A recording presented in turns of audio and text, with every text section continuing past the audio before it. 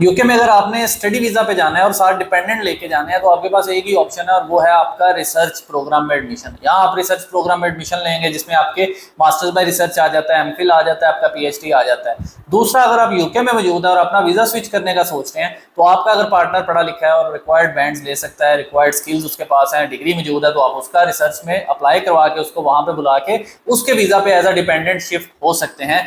तो ये एक ऐसी ऑप्शन है जिसमें आप अपने डिपेंडेंट्स के साथ मूव ऑन कर सकते हैं स्टडी वीजा पे। अदरवाइज वर्क वीजा या अदर ऑप्शंस मौजूद होती हैं, बट ये वाली ऑप्शंस आज भी इसमें वीजा रेशो जो है वो बहुत अच्छी है। अब यहाँ पे एक चीज को समझने की जरूरत है कि मैं आपको ये बताऊंगा कि कौन सी यूनिवर्सिटीज ज्यादातर रिसर्च में एडमिशन कर रही है और स्टिल ओपन है। आपको चाहिए इसके लिए क्या, लैंग्वेज स्किल्स क्या चाहिए, डिग्रीज कौन सी चाहिए और आपकी जो है वो कॉस्ट क्या आएगी। इसमें सबसे पहले अगर हम बात करें यूनिवर्सिटीज की लिस्ट के बारे में कि कौन कौन सी यूनिवर्सिटीज जो है वो प्रोमिनेंट है इसको रिसर्च कोर्सेज में करवाने के लिए, और भी बहुत सारी हैं, बहुत सारी और यूनिवर्सिटीज होंगी जो इस लिस्ट में ना होंगी लेकिन वो रिसर्च में करवा सकती हैं। आप अपनी जो है वो चॉइस, अपना सिटी, अपना टाउन और अपने करीब जो यूनिवर्सिटी है उसको चूज कर सकते हैं कि हम इसमें जाना चाहते हैं। तो यूनिवर्सिटी ऑफ ब्राइटन है, यूनिवर्सिटी ऑफ हार्टफोर्डशायर है, यूनिवर्सिटी ऑफ वुल्वरहैम्पटन है, यूनिवर्सिटी ऑफ पोर्ट्समाउथ है, ग्लास्टरशायर यूनिवर्सिटी है, यॉर्क सेंट जॉन यूनिवर्सिटी है, बर्मिंघम सिटी यूनिवर्सिटी है, एज हिल यूनिवर्सिटी है, यूनिवर्सिटी ऑफ मैनचेस्टर है, यूक्लेन है, यूनिवर्सिटी ऑफ बाथ है, रॉबर्ट गॉर्डन यूनिवर्सिटी है, यूनिवर्सिटी ऑफ ग्लासगो है, यूनिवर्सिटी ऑफ कुम्ब्रिया है, यूनिवर्सिटी ऑफ न्यू कासल है, यूनिवर्सिटी ऑफ डरबे है, यूनिवर्सिटी ऑफ ब्रेडफोर्ड है, यूनिवर्सिटी ऑफ एसेक्स है, यूनिवर्सिटी ऑफ बर्नमाउथ है। तो इस तरह से और भी बहुत सारी यूनिवर्सिटीज हैं। तो आप ये शेफील्ड हार्म यूनिवर्सिटी है, स्टर्लिंग यूनिवर्सिटी है, तो ये क्वींसबेरी यूनिवर्सिटी है। तो बहुत सारी लंबी लिस्ट है, बट आपने ये देखना है कि आपकी फील्ड के अकॉर्डिंगली वहां पे ऑप्शन मौजूद हैं या नहीं है। अब तो बात आते हैं डिग्री पे। आपने जाना है रिसर्च पे तो आपके पास प्रीवियस जो है वो 4 इयर्स का पाकिस्तानी बैचलर होना चाहिए, या आपके पास प्रीवियसली को मास्टर्स की भी डिग्री है वो भी आप कर सकते हैं। तो यहाँ पे आपको बेसिक रिक्वायरमेंट ये चाहिए होती है और उसका सीजीपीए 2.7 से आपका ज्यादा होना चाहिए। और अगर 2+2 डिग्रीज आप करके बैठे हुए हैं तो आपका जो स्कोर है वो 60% से ज्यादा होना चाहिए इसमें एडमिशन लेने के लिए।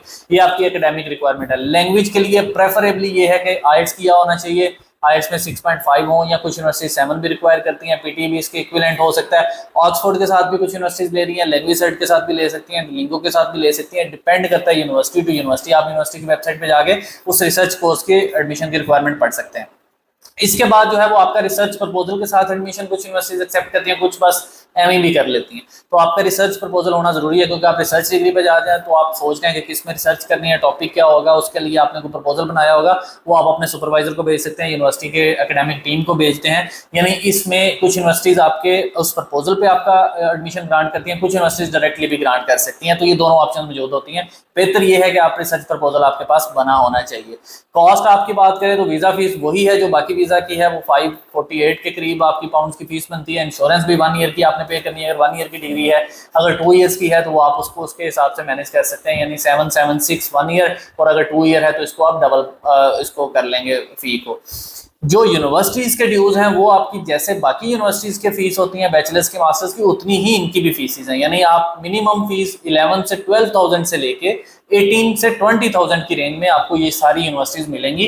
और उसका भी प्रोसीजर वही है कि आप इतना इनिशियल डिपॉजिट पे करेंगे, 60% से लेके 80% इनिशियल डिपॉजिट, और बाकी जो है वो बाद में आपने पे करना है। और आप उसके हिसाब से आप 60 to 70 लाख पाकिस्तानी रुपीज की आपको बैंक स्टेटमेंट चाहिए होती है, जो आपने 1 and 2 मंथ के लिए अकाउंट में रखने होते हैं इस वीजा प्रोसेस के लिए। तो ये इसकी कॉस्ट के हिसाब से, इसकी सारी चीजों के हिसाब से आपके सामने है। बाकी वीजा प्रोसेस की बात करें तो प्रायोरिटी पे 1 वीक में और स्टैंडर्ड पे 3 वीक्स में आपका वीजा आ सकता है, आप इसके लिए एलिजिबल हैं। इसके साथ साथ जो है वो अगर आप देखें आप अपना जा कौन कौन सकते हैं, तो आपकी वाइफ हो सकती है, आपके हस्बैंड हो सकते हैं, आपके बच्चे हो सकते हैं, ये आपके डिपेंडेंट्स में आते हैं। तो आप इन्हीं के लिए अपना एडमिशन जो है वो अप्लाई कर सकते हैं। इनटेक्स की बात करें तो इनटेक्स आपकी आने वाली अब जनवरी है, सितंबर के लिए तो टाइम खत्म हो गया। अब जनवरी के लिए आप इसको प्रोसेस करें, और इसको थोड़ा बाकी डिग्रीज की निस्बत जल्दी प्रोसेस करना होता है, क्योंकि आपको इसके लिए टाइम ज्यादा चाहिए होता है। अगर सुपरवाइजर वाली चौंचले में आगे तो फिर आपको टाइम ज्यादा चाहिए होगा, अगर डायरेक्ट होगा तो देन डेफिनेटली इसको मीट कर सकते हैं। तो अगर आप इसके लिए इंटरेस्टेड हैं, इसके अलावा अगर आपका कोई क्वेश्चन हो तो आप मुझसे पूछ सकते हैं। होपफुली इस वीडियो में आप इजीली इसको कवर कर लिया होगा हमने। Thank you so much.